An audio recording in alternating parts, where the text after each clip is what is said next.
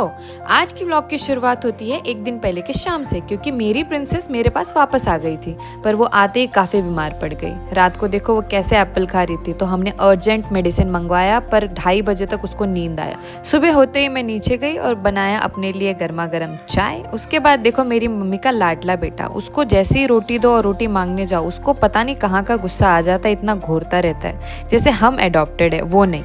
यहाँ मैं हो गई थी नहा धो के रेडी और जो बनाने जा रही थी नाश्ते में मैंने बनाना था आज पोहा, क्योंकि अमायरा ने रात को कुछ भी खाया नहीं था। उसने 2 बजे के करीब सिर्फ आधे एप्पल ही खाया था और उसको पोहा काफी पसंद है, इसीलिए मैंने आज उसके लिए पोहा बनाया। वह सुबह उठ के देखा वो काफी फ्रेश लग रही थी, तो यहाँ मैंने फटाफट से अपना नाश्ता किया।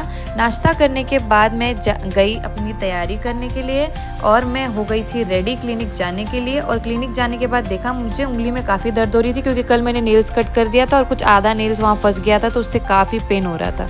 घर जैसे ही पहुँचते ही मैंने लंच किया और सबसे पहले अपनी बेटी को खिलाया, क्योंकि वो किसी के हाथ से खा नहीं रही थी। फिर मैंने खुद खाया। उसके बाद दिया मैंने उसको मेडिसिन और फिर उसको सुलाया, क्योंकि रात को उसकी नींद बिल्कुल भी हुई नहीं थी, इसीलिए मैंने उसको आराम से सुला दिया दोपहर में। फिर मुझे था कुछ काम और मैं बाहर निकल गई थी, और बाहर निकलते ही बूंदाबांदी चालू हो गई थी। क्या पता क्या हो गया है आजकल के मौसम को।